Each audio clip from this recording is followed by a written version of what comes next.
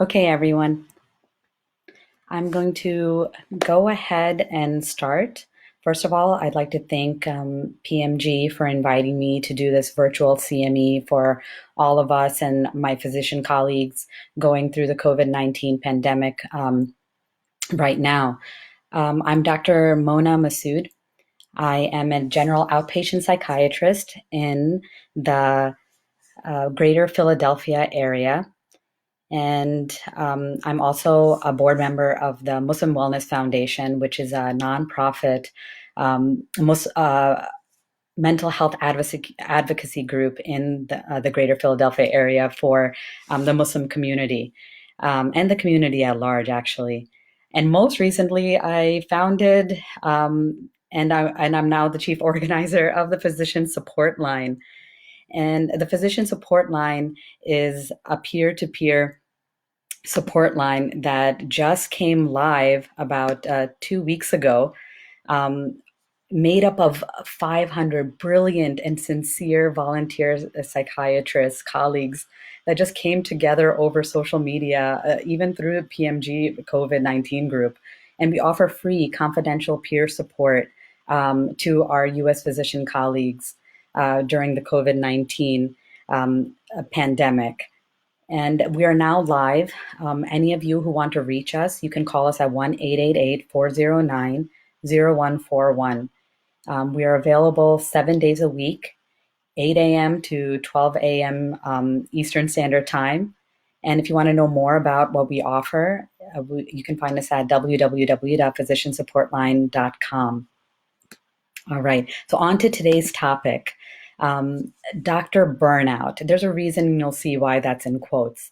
Navigating moral injury in the COVID-19 pandemic. All right. So what's in a name?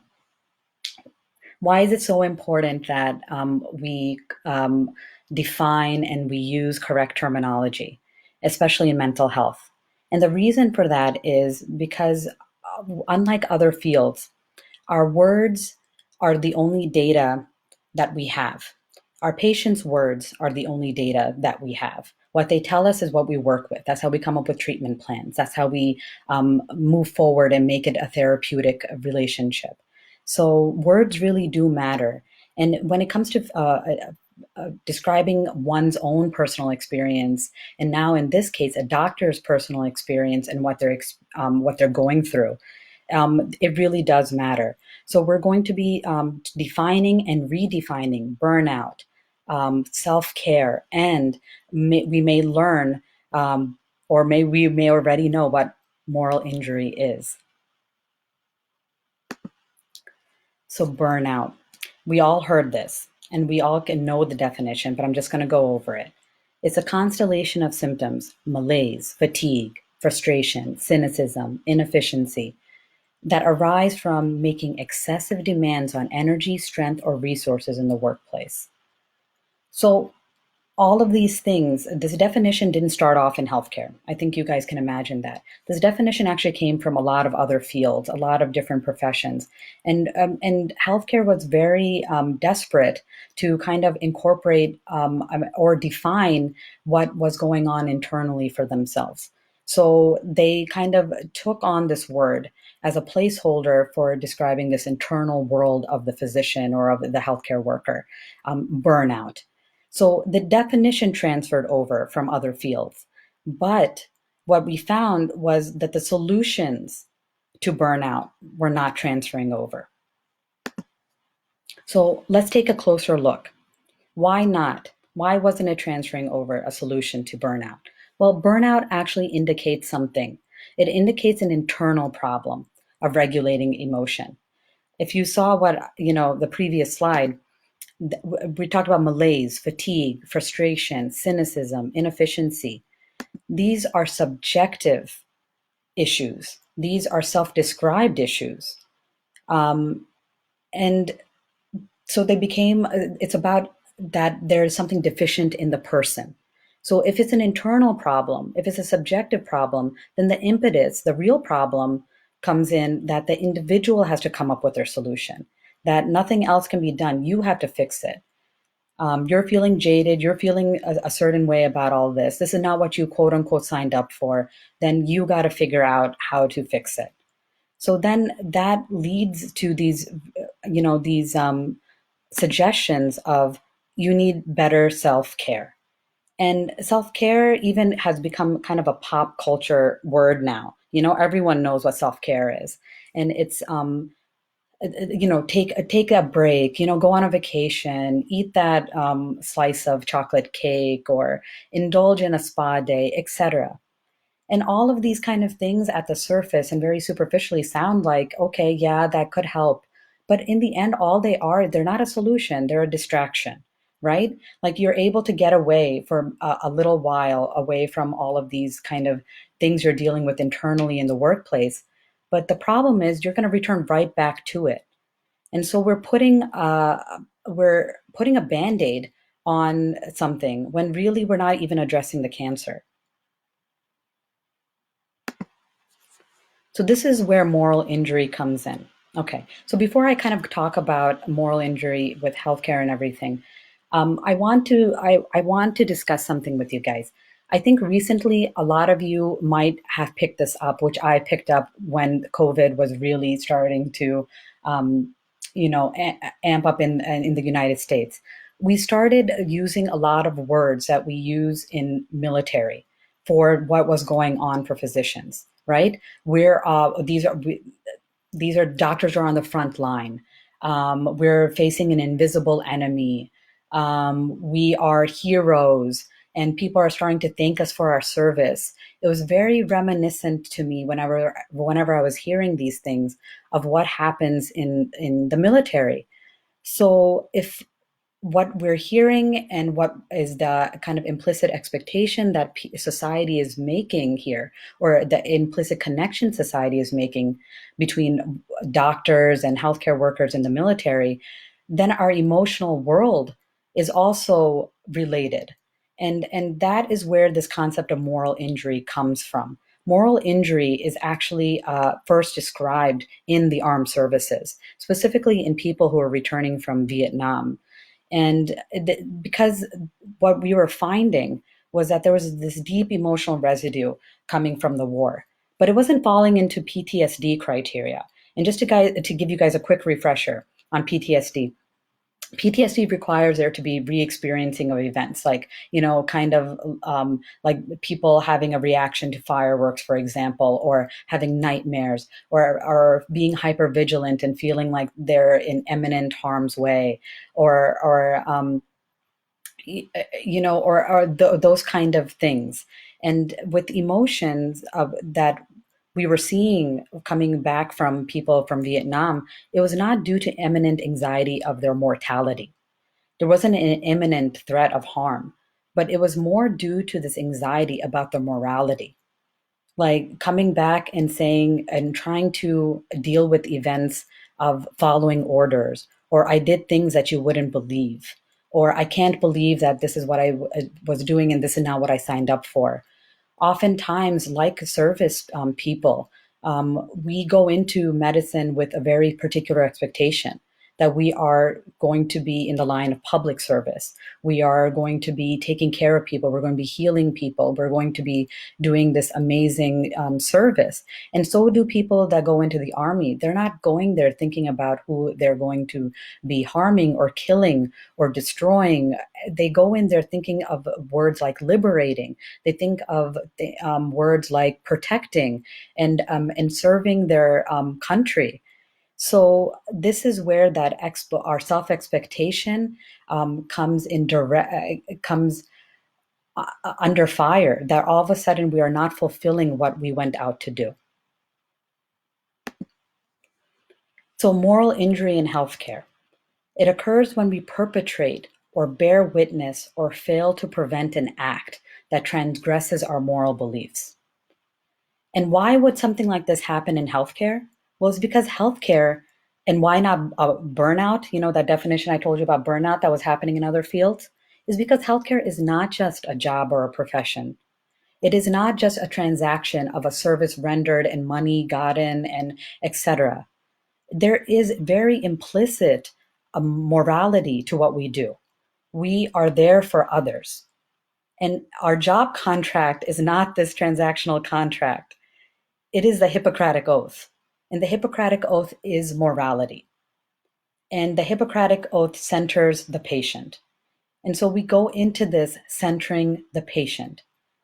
But then what happens and where this injury occurs to us and where we get quote unquote jaded, where we quote unquote get, you know, um, desensitized, we don't feel invested anymore in our profession, is when we're noticing that practical issues and clinical issues, there's so much more to than just serving the patient. There are more stakeholders. So there's the stakeholder, of course, is a patient, which we signed up for. But then there's EMR. There's the insurers that sometimes can't get our patients what they need, the services or the medications they need. We have the pharmaceutical companies. We have the hospital and the administration. We have the healthcare system at large. And we have our own financial issues, our loans that we have to pay off, this desperation for our own well being and our family's well being. And now with COVID, we have the stakeholder is also time. We are racing against the clock. We are uncertain of where we're even going, and we are uncertain of our own mortality. So the physician now is a representation of all of these things. We are representation of all those things to our patient and to society. They don't see or interact with the insurer, the issues that we're seeing on PMG COVID of does this work or does that work, and how do you handle your PPE and how do you develop protocol. They don't see any of that. They just see us. We are the face of all of those stakeholders. And they just see us sometimes as also the thing that is getting in the way of their health. And we internalize all this pressure. We see it. We're not oblivious that we have all these expectations on us, and we internalize it.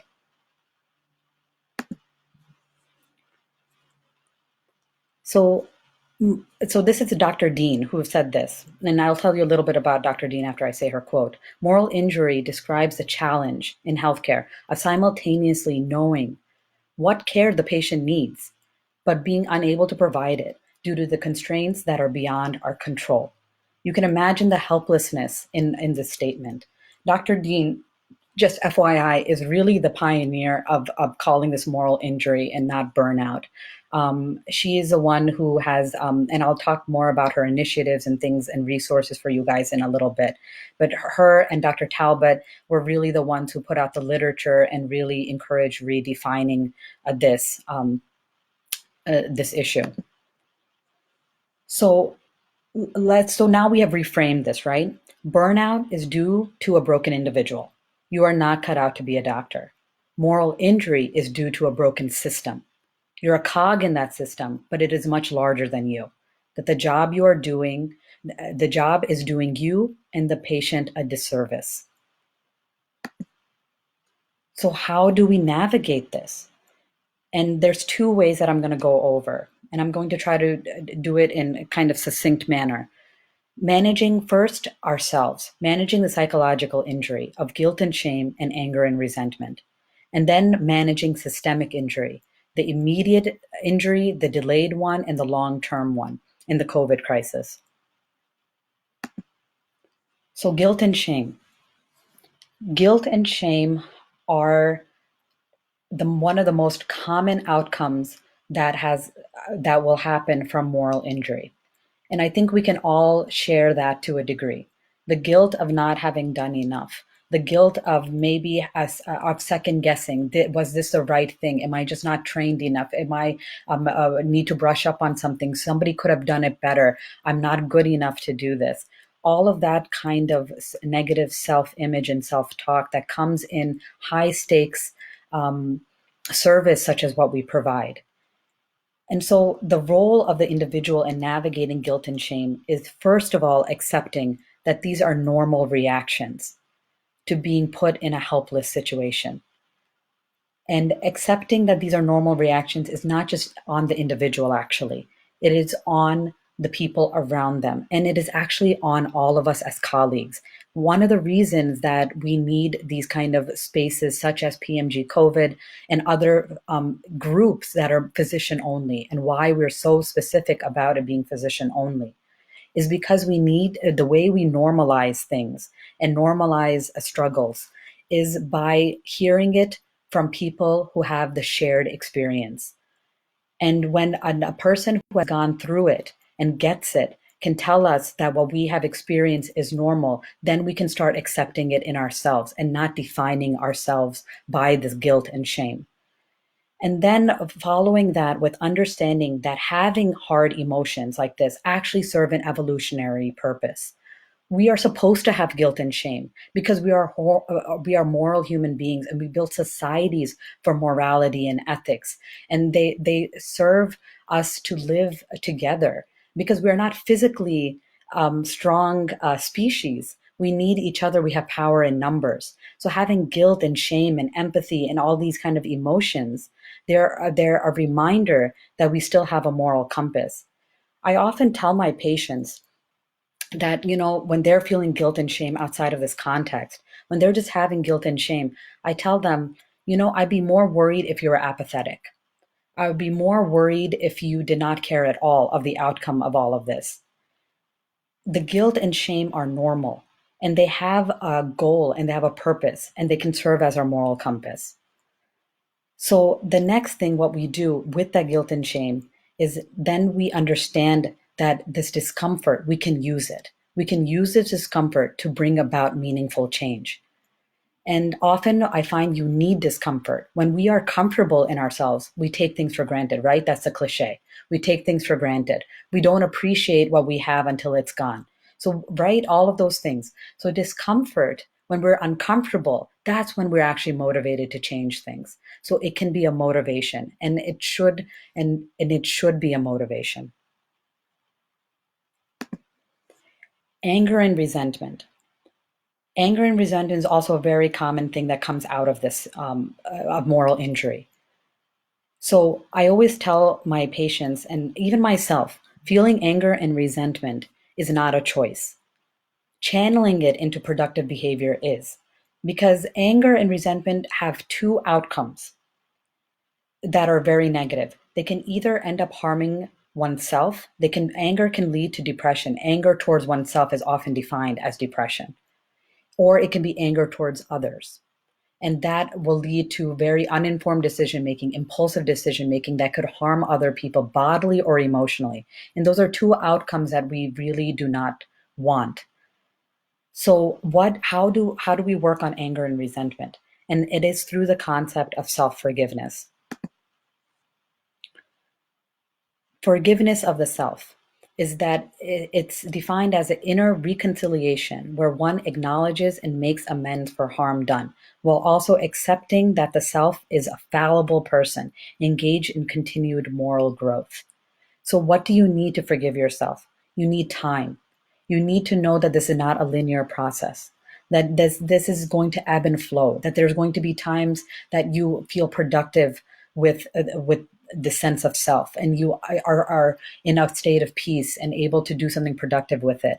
And there will be times that you will be back into that of those feelings of anger and guilt. And so understanding and managing your expectation of time. There has to be a volition. This is not going to be forced by anyone else. This has to be a thing that is pursued by you. There has to be a reconciliation that you are trying to do something that you may have failed, that you have made a mistake, but it does not define you. That your mistakes do not define you. That you can learn from them. You can be better than them. Your morality is not defined by what you could have done or should have done. And an acceptance that in the end, you are a human being. And we are in our field, human beings helping human beings. So we also are fallible, just like our patients are fallible. And all of those things will actually allow us, our imperfections will actually allow us to grow. So we talked about the managing our personal injuries, and then now managing systemic issues. So once we kind of, right, we deal with ourselves first, and then we're able to, take on the challenge of these greater issues. Remember, burnout is about self, right? About our fatigue and our own personal problems. But moral injury is about a systemic issue. So the first thing we have to concentrate on is what are immediate things that we can change about what is going on. Well, the first you have to do is you center on things that are in your control. So about the system, and that is providing a safe space for myself and my family, having a decontamination protocol. These are just examples, guys. Having a decontamination protocol when I get home, planning for if when I get sick, planning for if when I can no longer make decisions, planning on how I spend time away from work, finding emotional support from friends, family, and colleagues, hence the physician support line. I am plugging that. These are all immediate ways that we can find ourselves to get grounded again in a systemic issue. A delayed response is a solution that you can start now during this crisis, but you may not see the effect of it until after this crisis is under control, which is making the volition, right? There we go again with the volition. Making a plan that I'm going to attend or request admin meetings with with myself and my physician colleagues' input, and to have regular debriefing. That I will advocate for transparency and collaboration in future disaster responses. And if pay and financial security are jeopardized, and a lot of our colleagues, it is jeopardized right now, that I will organize and discuss hazard pay requirements in my contract. And then long-term solutions that will need sustainable energy and motivation, but serve as needed preventative measures from this cycle and this moral injury cycle repeating, which is political advocacy and reform and social advocacy and reform. So now so those are those kind of, we navigated through definitions about the moral injury, about what it means for us on a personal level, what it means to us, and how to navigate on a systemic level. I wanted to kind of take this moment to talk about self-sacrifice, which is coming a lot from the expectations that are on us. And these are kind of based on lessons that we are learning. We, meaning the physician support line team, are learning through our callers on the support line. And there are a lot of expectations, or the problems seem to be about expectations of what physicians have of themselves, what patients expect of them, what family and friends expect of them, and what society expects of them. And not just that there's the reality of the expectation, but it is going further, and we feel like we need to meet that expectation, that we have to have all the answers to every single person, that we are expected to be a hero by society. By family and friends, we are being thanked for our service, which has pressure in itself of a performance. Our patients expecting us to have the answers to heal them in something that we have so much uncertainty about ourselves. And also what we expect of ourselves. We expect ourselves to also have all of those answers, that our training should be, guiding our way. So then we take all these expectations and then we internalize all of them. And we agree that we are supposed to have all of these answers and that we are supposed to be there for everyone. But it is at a cost, and it's at the cost of our own wellness. And every one of these calls that we're getting in our support line are falling under one of these categories. And I want to take this moment to remind ourselves that, yes, we took the Hippocratic Oath that centers the patient, and our duty is towards our patient, but it is not at our self-sacrifice. That is not in the Hippocratic Oath. And I want to kind of share with you a saying, an idiom that I often use for my patients, but I use for myself. And I say it to my colleagues as well now. And if you can't come up with the right answer or the right solution, or you're feeling panicky or you're feeling overwhelmed, this is something that you can repeat to yourself in the moment to ground yourself. And it's this: you don't have to set yourself on fire to keep others warm. Some of you may have heard this from me or from others, but it is something that you can go to. I want you guys to take a minute to really understand and really internalize this. You don't have to set yourself on fire to keep others warm.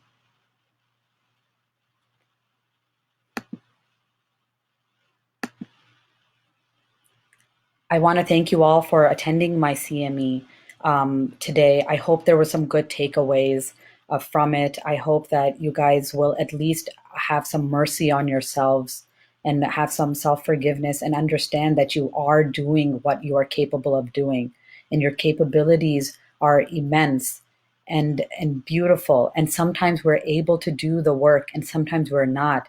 And that is not a fault. It is because we are humans helping humans. I wanted to just plug this one particular thing. Remember, I was talking about Dr. Dean and Dr. Talbot, who actually were the ones who pioneered this idea of moral injury versus burnout. And they have a wonderful resource page. You can go, and they have even a COVID-19 resources with toolkits for doctors on how to navigate moral injury, and for even for admin on how to navigate this. And it's a really great website, and it's really easy. So it's called fixingmoralinjury.org. And I think this would be a great resource for you all. And finally, the physician support line. We are here. We are free. We are confidential. We have the shared experience. We want to be there for you. You are not burdening us. We don't have any expectation of you. We want to be there to help you navigate this. So please call 1-888-409-0141. We are live right now. We have people online right now. We are available 7 days a week, 8 a.m. to 12 a.m. Eastern. Please spread the word. Please feel free to use this infographic. Put it up in your doctor's lounges. Put it up wherever you need to for someone to see this. We really are in this together. And I conclude with wishing you all wellness, mental, physical wellness, and health for you and your family and your loved ones. Thank you so much.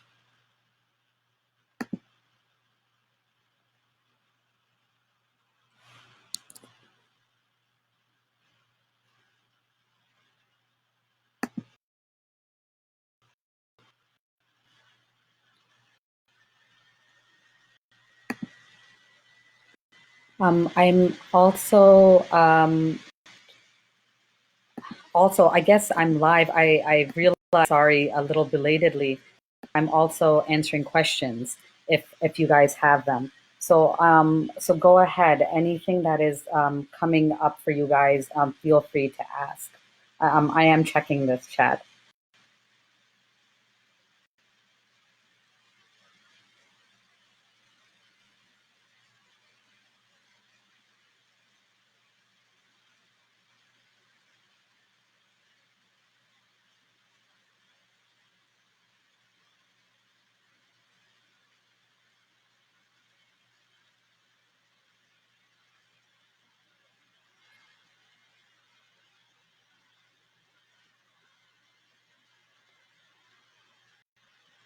All right.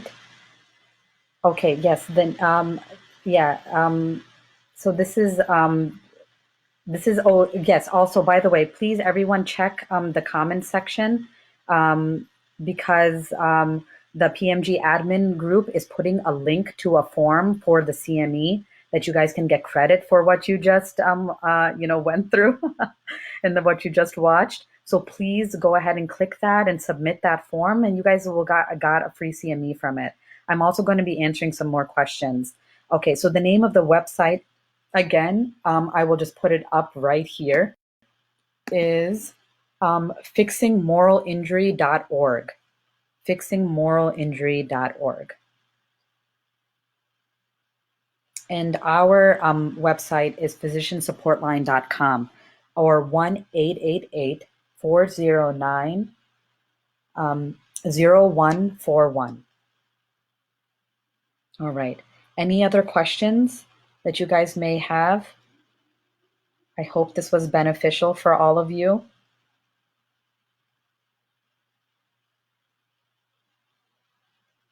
All right. Again, make sure that you fill out the form that Dr. Troxel has just put up. And just click on that form and make sure you get your CME credit, okay? Otherwise, I am going to go ahead and sign out. You guys can find me on Facebook. Feel free to PM me with any questions or with any issues or any interest about the work that we're doing. I hope that you guys will take, oh, I guess we do have one question. Let's see. I do not see it here. I do not see it here. It's supposed to be in the comments, Regina?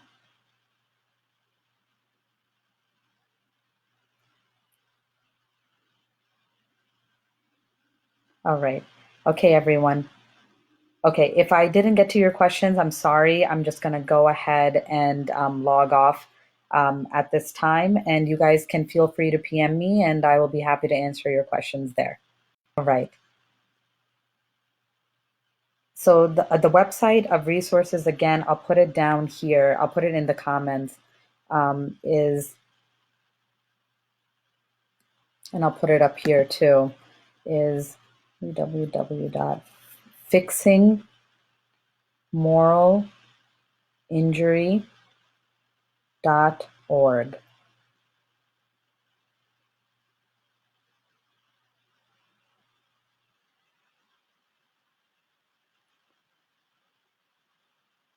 Okay.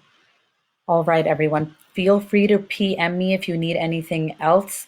And I wish you wellness and health in all of this. You guys are truly my brothers and sisters in arms. And I am so proud to be in this profession with all of you. Take care.